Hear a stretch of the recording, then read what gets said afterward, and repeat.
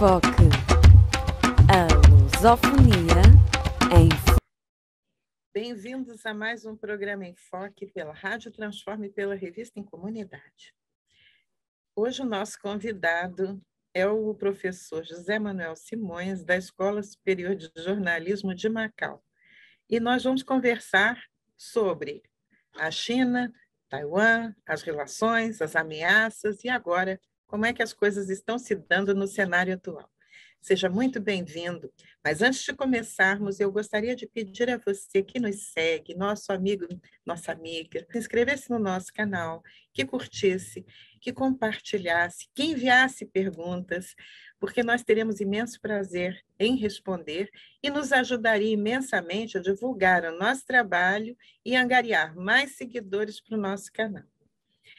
Bem-vindo, José Manuel Simões, um prazer tê-lo conosco.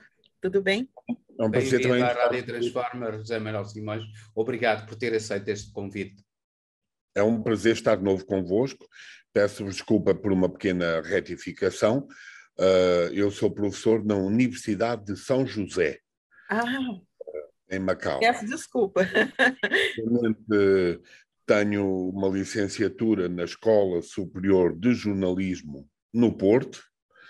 Depois tenho um mestrado na Faculdade de Letras da Universidade de Coimbra, o primeiro mestrado em Comunicação e Jornalismo em Portugal, na Universidade de Coimbra, e tenho o doutoramento aqui na Universidade de São José, em Macau, e um pós-doutoramento na Universidade Católica Portuguesa, em Ciências da Comunicação. Portanto, eu estou na Universidade de São José desde 2008, enquanto coordenador do Departamento de Comunicação e Mídia, sendo que a nossa língua veicular é a língua inglesa.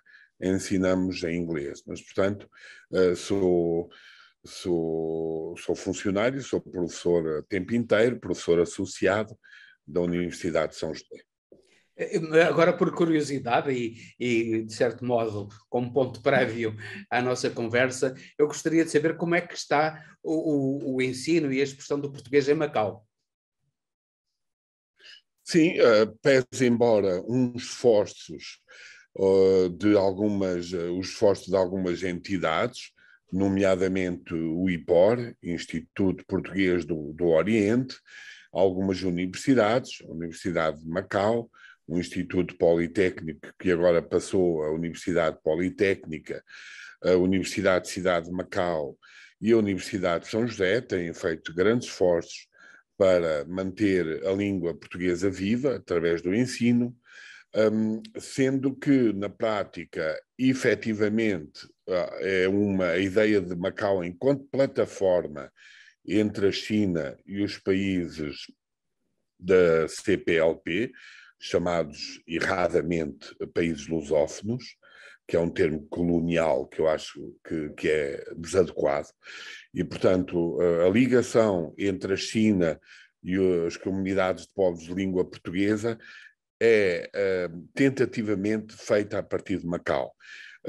Todavia, é importante que seja dito, os resultados não têm sido tão positivos como seria de esperar, no sentido em que a língua portuguesa está viva na escrita, é uma língua oficial, é uma das duas línguas oficiais, mas quem apenas fala português não consegue comunicar em Macau, devido a que apenas uma pequena parte da população local fala português.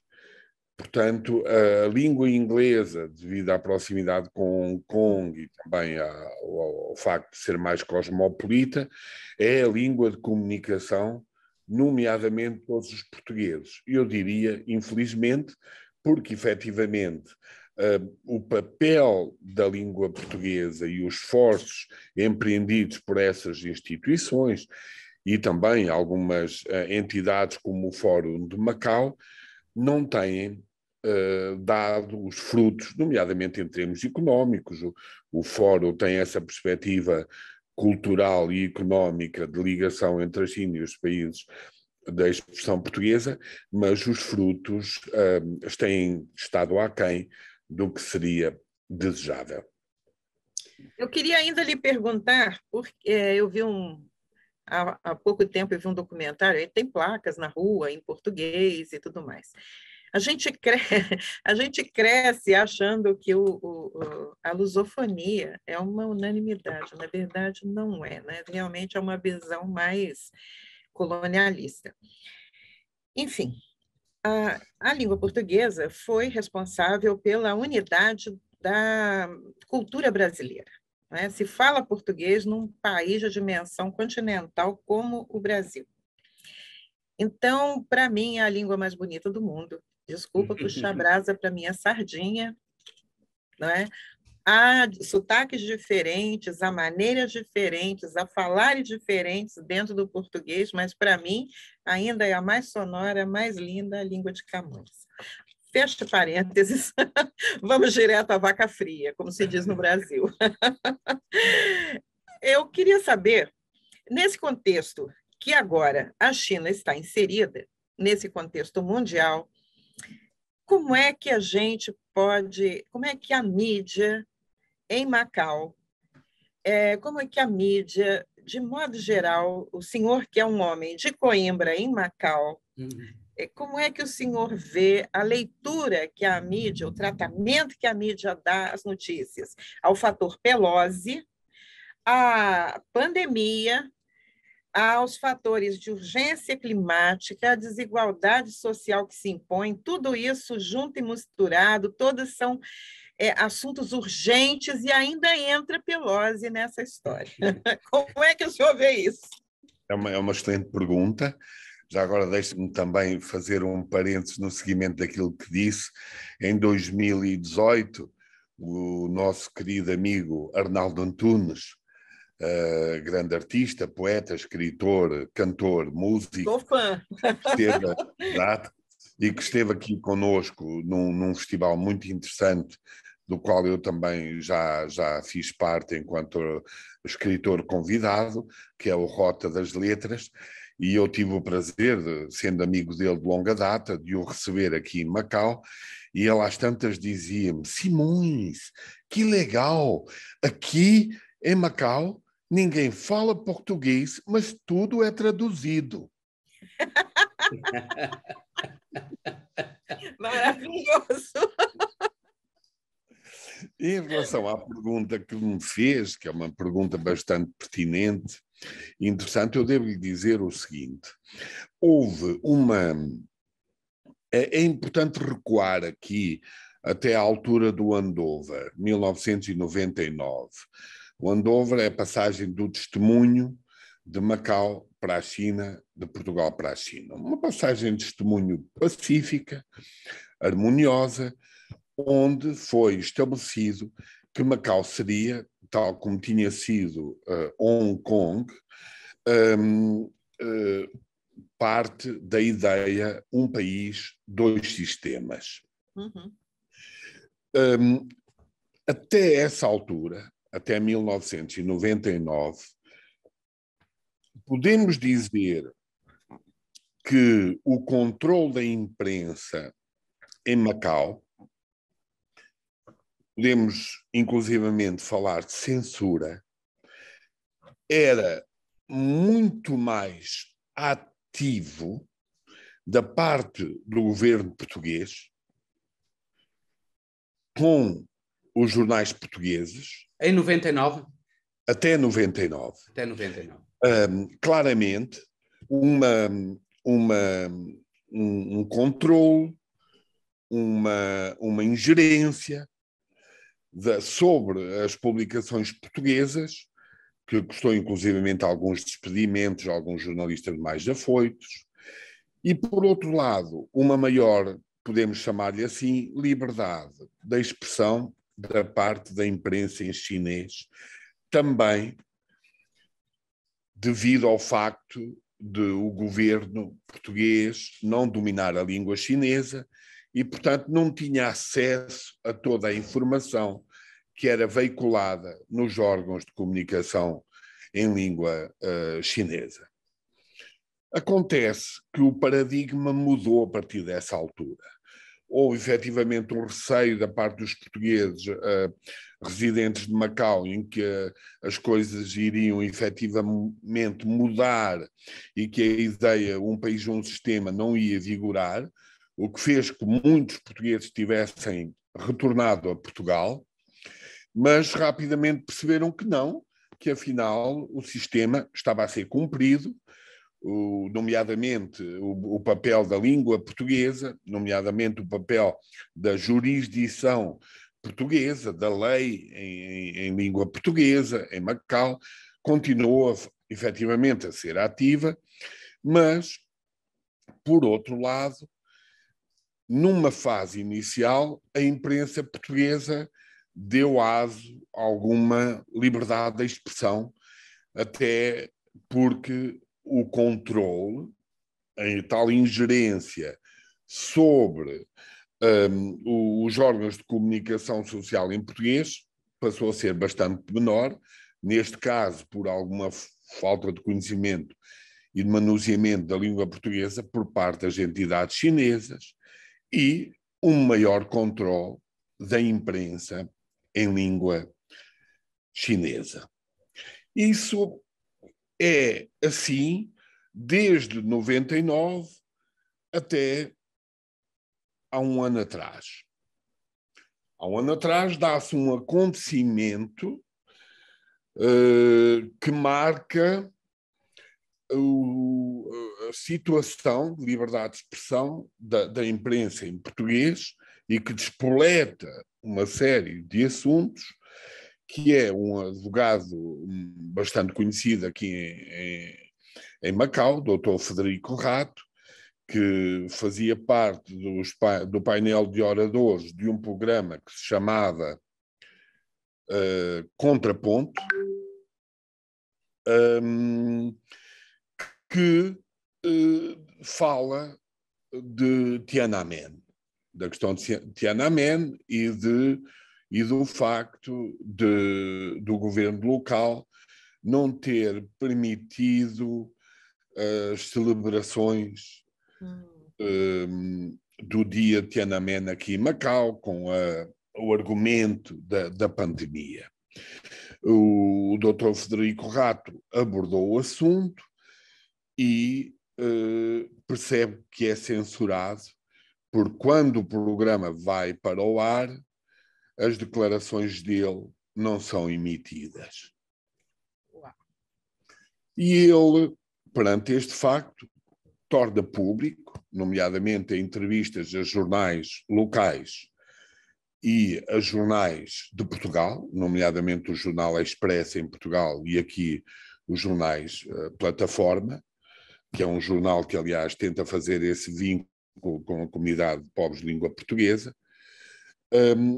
dá uma entrevista onde denuncia esse facto.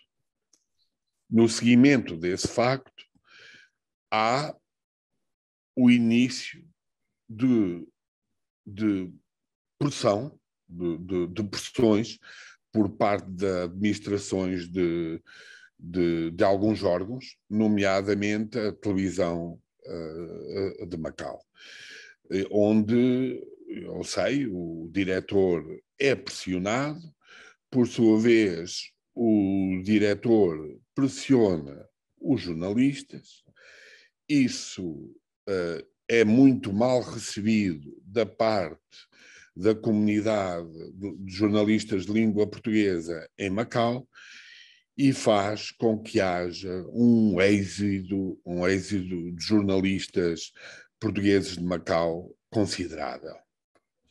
Há inúmeros jornalistas de língua portuguesa que decidem regressar a Portugal com o argumento: eu sou jornalista, não sou propagandista. E, portanto, não me peçam para fazer propaganda, porque eu sou jornalista. E, portanto, se é esta a premissa, eu talvez com algumas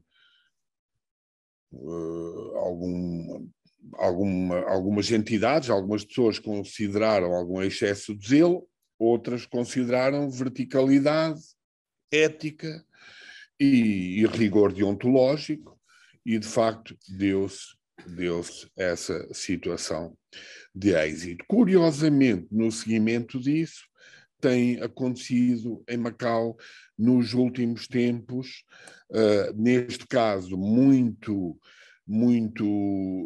devido ao facto da tentativa do governo local, obviamente por diretivas de Pequim, na tentativa de Covid-0. Covid-0 é, aos olhos de um ocidental como nós, impossível. E a população tem sofrido claramente, ao nível de ficar condicionado em casa, não poder sair, de ter que fazer testes diariamente. Uau. Diariamente fazer testes, um dia em casa, no outro dia em casa e fora, e só pode sair para fazer o teste nos postos destinados a isso, e tem que voltar. Isto, de facto, para uma população que exige alguma qualidade de vida, que pretende ter alguma qualidade de vida, sobretudo aqueles que têm filhos pequenos, não é? Que ficam restritos sempre que saiam de casa, porque depois os restaurantes fecharam, os parques infantis fecharam, as instituições fecham e, claro, houve uma debandada. E os casinos? Fecham também, fecharam. E está a haver uma demandada muito considerável de estrangeiros, até porque os casinos estão fechados, e há um início de falência do sistema de Macau, que é baseado na economia única, não é? Que é a dos casinos. Uau. Mas, ao contrário do que se deu com Hong Kong, Macau não se industrializou. Bem, ao contrário, sabe que há aqui, até historicamente, Macau é um espaço de brandos costumes, não é? Portanto, não só não se industrializou, manteve sempre, pese embora algumas tentativas de abrir a economia a outras áreas, nomeadamente das indústrias criativas, etc., tal nunca veio a acontecer de uma forma efetiva, e agora Macau está a pagar os efeitos dos casinos estarem fechados praticamente há 2 anos. Mas, afinal de contas, Macau está aí próximo de uma província importante na tecnologia e na indústria chinesa, não é? Exato, não só por um lado Hong Kong, por outro lado Shenzhen, aqui no delta do Rio das Pérolas, que tem a haver uma tentativa de dinamização, nomeadamente estão a criar uma cidade de raiz aqui ao lado, na Ilha da Montanha, que se chama Anjing, que é uma construção de uma rapidez inacreditável, de arranha-céus que aparecem num mês construídos, mas que não tem população ainda, portanto poderá eventualmente vir a ser uma cidade fantasma, neste momento ainda o é, porque a população residente de Anjing é bastante curta, escassa ainda, pese embora a oferta de outras áreas de desenvolvimento. Shenzhen, em termos tecnológicos, é um dos grandes polos dessa área de novas tecnologias na China, fica aqui a 1 hora de barco, e Hong Kong também fica a 1 hora. Shenzhen é uma província bastante evoluída, uma cidade bastante evoluída, que tem mais de 12 milhões de habitantes e que tem uma pujança económica inacreditável. E Hong Kong continua com a mesma pujança, quer dizer, continua a investir e a ser um mercado importante na Bolsa de Valores, etc., mas perdeu alguma da pujança que tinha, nomeadamente a partir da altura daquelas manifestações que foram sobejamente conhecidas de todos, não é? Nomeadamente por vocês, aí em Portugal, o chamado movimento dos Yellow Umbrella, quem apoiou e quem participou desapareceu, não é? E agora, nós estamos neste momento com um problema muito grave, que é o problema de Taiwan.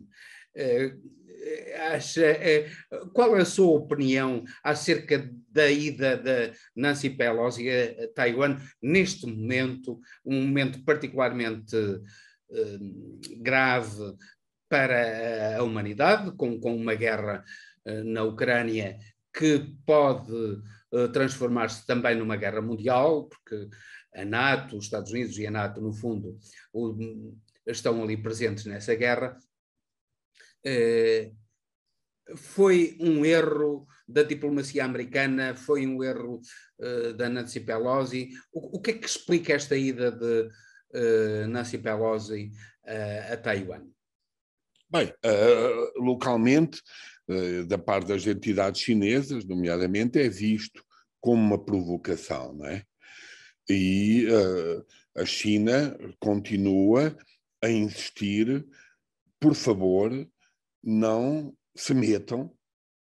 Nós não, nos nossos assuntos, a China é una, não admitimos que haja ingerência de nenhum país, muito menos numa potência como os Estados Unidos, na nossa forma de conduzir os destinos da nossa nação. Portanto, foi visto como uma afronta. Fala-se que já há algumas movimentações militares na zona.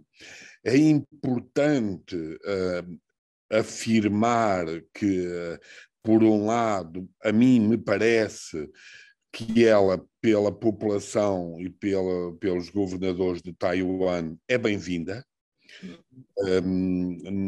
Localmente, é preciso entender que há de uma forma geral, uma insatisfação, para não dizer mais, uma grande insatisfação com o controle da China sobre Taiwan. A maioria, se fizessem um referendo, se isso fosse possível, estou em crer que a grande maioria da população de Taiwan optaria por uma independência total. E acontece que, obviamente, isso é impossível, não é? Estamos a falar de uma grande potência como é a China e eles não podem ter essa veleidade nem nenhuma tentativa de afirmação da sua individualidade.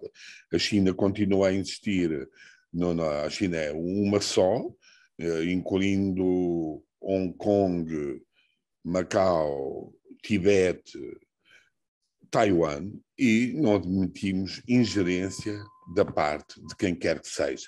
Portanto, foi visto como uma provocação. Há alguns comentadores que acham que mais do que uma provocação é também uma forma dos Estados Unidos, digamos, algo cobardemente, tentarem botar lenha na fogueira e depois afastam-se do cenário e deixam eles se enrascarem-se à maneira deles, como, aliás, há quem aponte na situação da Ucrânia, não é? Fazer mais uma vez, mais uma frente em que eles provocam a situação, se retiram e deixa queimar, né? Agora, eles estão... Desculpa de interromper, eu estou a ficar sem bateria, vou ter que mudar de posição. Não tem problema, para pode chegar fazer. até ao carregador, está bem? Pode ir fica à vontade. Pergunta, eu vou-me aqui movimentar e vou até aqui outra divisão onde tenho o carregador e podemos continuar a conversar, porque efetivamente aqui tenho carregadores. Agora podem apreciar aqui esta vista do meu quarto de Macau. Macau. Uau! Cheia de luz. Que beleza! Que beleza! Que vista linda! É bonito, não é? Muito bonita. Na Taipa e do outro lado é então Macau. A vista que viram é de Macau. Deixe-me, talvez seja melhor. Está com pouca luz. Deixa-me só colocar aqui antes que desapareça. Pronto, já está o carregamento e agora eu vou colocar uma luz aqui. Opa, vou ter que ficar aqui. Fica à vontade, a gente retoma, não tem problema.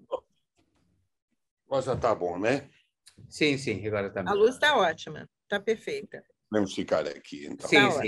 Sim. Mas eu queria que o senhor comentasse conosco.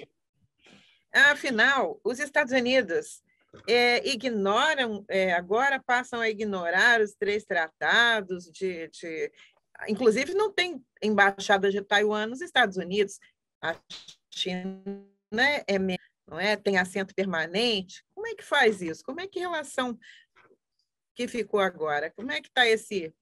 Eles simplesmente provocam para fazer uma política para o seu eleitorado, né? A Pelosi precisa do pessoal dos que moram nos Estados Unidos, o pessoal dos bairros chineses, né? Os capitalistas chineses. E aí fica como? Vai enrolando, vai provocando, vai tentando enfraquecer. Só que a China, para ser provocada, acho que ela tinha que pensar 2 vezes, não? Essa movimentação militar, por exemplo, já dá mostras de que eles não vão fazer ouvidos de mercador, não é? Eles não vão aceitar uma provocação assim.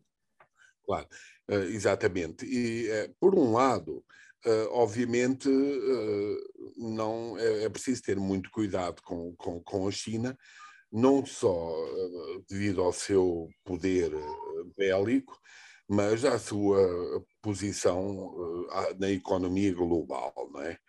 E, portanto, alguém que tenha a veleidade de tentar provocar a China, certamente está a criar uma abertura, não só em termos diplomáticos de conflito, mas também, eventualmente, de um conflito a outra escala. Não me parece que o presidente Xi Jinping tenha interesse em encetar uma guerra. Não me parece. O povo chinês, de uma forma geral, na atualidade, não tem, é um povo, eu diria, pacífico. É um povo que procura uma harmonia social, estabilidade, low profile. Agora, é preciso ter muito cuidado com as provocações, porque eles não se deixam provocar de maneira nenhuma, e se efetivamente vêm com essas veleidades de tentativa de provocação, é importante que percebam que estão a lidar com uma potência económica, mas também uma potência militar. Mas é preciso que se diga também que, ao contrário do que muita gente pensa, que a China apoia a Rússia na guerra da Ucrânia, não é bem assim. Já vieram várias vezes em conferência de imprensa dizer não, nós não apoiamos, nós somos contra esta invasão que vem contra os princípios humanitários. E pese embora no Ocidente haver aquela ideia de que a China não tem zelo, não tem preocupação por esses princípios humanitários, eu não estou propriamente de acordo. A China cuida do seu povo. Agora, nos moldes deles, não é? Nos moldes deles, se ninguém se insurgir, se toda a gente for de brandos costumes, como é Macau, e de uma herança de quem não está bem pode ir embora, também não há nenhum melindre sobre isso, mas quem tem que obedecer aos preceitos, claramente. Portanto, há quem fale em liberdade condicionada, mas a liberdade condicionada não é propriamente desumana, digamos assim. Mas havia alguma possibilidade da China a relativamente curto prazo, invadir Taiwan para tomar o poder na ilha? Taiwan ou Formosa? Nós esquecemos às vezes que foram os portugueses os primeiros ocidentais a chegar a Taiwan. Formosa. A Ilha Formosa ainda é chamada assim por alguns locais e é uma ilha lindíssima que eu tenho o prazer de conhecer, de um povo muito, muito interessante, um povo que tem algumas semelhanças, algumas características dos japoneses. As cidades, nomeadamente Taipei, têm algumas características também europeias. É um povo que tem o culto de rituais, ainda tem também tribos indígenas, ainda tem e conserva e que os preza. Aliás, em relação a isso, também faço aqui um parênteses, para quem se lembra, se não estou em erro, 1986, uma canção dos Enigma que abriu os Jogos Olímpicos de Atlanta, certamente 86 ou 88. É 86, eu acho. 86, não é? E que certamente se lembra com ai, ai, ai, ai, ai, ai. Lembram-se disto, não? Que é depois com um compositor, um compositor alemão que pega na eletrónica e desenvolve e criou um tema, pronto, foi, aliás, o tema que teve mais meses consecutivos no Billboard, no top do Billboard, no número 1. Toda a gente pensa que aquelas vozes são de indígenas americanos, mas não, são de indígenas de Taiwan, da tribo dos Ami, A-M-I. E, curiosamente, esse artista alemão nunca assumiu que aquilo é efetivamente um plágio, é uma gravação feita e os autores da canção não aparecem no disco, nunca foram reconhecidos e só anos depois é que souberam da existência desse tema. Mas isto para dizer, era um casal de plantadores de chá, curiosamente, que isso era um hino de boas-vindas a Taiwan, um povo extremamente acolhedor, um povo que certamente não se manifesta publicamente, nem quer, obviamente, sabendo que não tem hipótese nenhumas de lutar contra a grande potência com a China, seria uma estratégia completamente suicida a eles terem a habilidade de irem confrontar a China, não é? Por um lado. Por outro lado, pesa, embora, como eu já disse, haver o interesse da população local numa maior independência, maior autonomia, não é? Uma maior autonomia do espaço, eles sabem que têm que se conformar com a situação, porque, em caso extremo, a China colocaria ordem muito facilmente na situação. Isso, ao contrário de alguns comentadores que apontam uma eventual guerra, aqui já se fala nisso, há pessoas que, inclusivamente, que foram embora, voltaram para os seus países de origem com receio disso. Confesso-vos que não me parece que isso aconteça. E isso tem a ver com razões, nomeadamente da diplomacia chinesa, que não tem interesse em afirmar o seu poder pela guerra, pela já. E a diplomacia chinesa está entre as melhores do mundo, não é? Sabemos que não tem comparação. A China, em termos diplomáticos, dá de 10-0 nos Estados Unidos e na maioria dos países. Mas a China...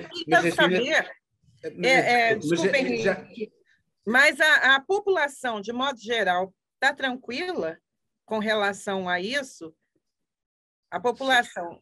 Em relação a Taiwan, sim, ainda há um receio, mas há uma maior preocupação neste momento com a forma como as entidades competentes estão a lidar com o Covid, e essa de facto é a grande preocupação, porque eles continuam a afirmar essa ideia de Covid-0. Aqui em Macau praticamente ninguém morreu morreu uma senhora com 100 anos ou 99 anos, portanto ninguém morreu de Covid.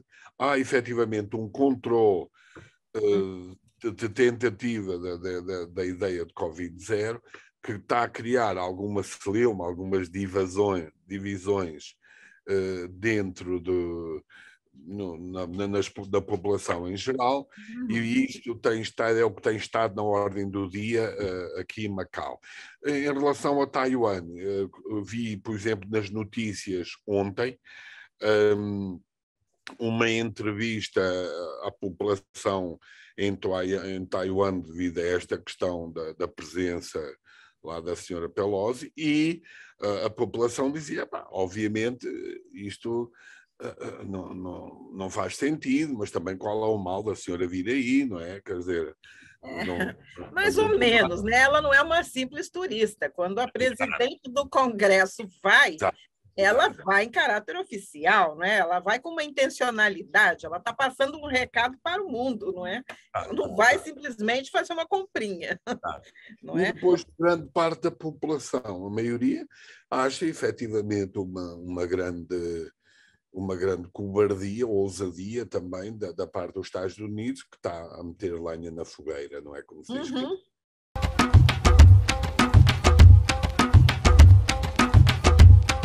Em Foque, a lusofonia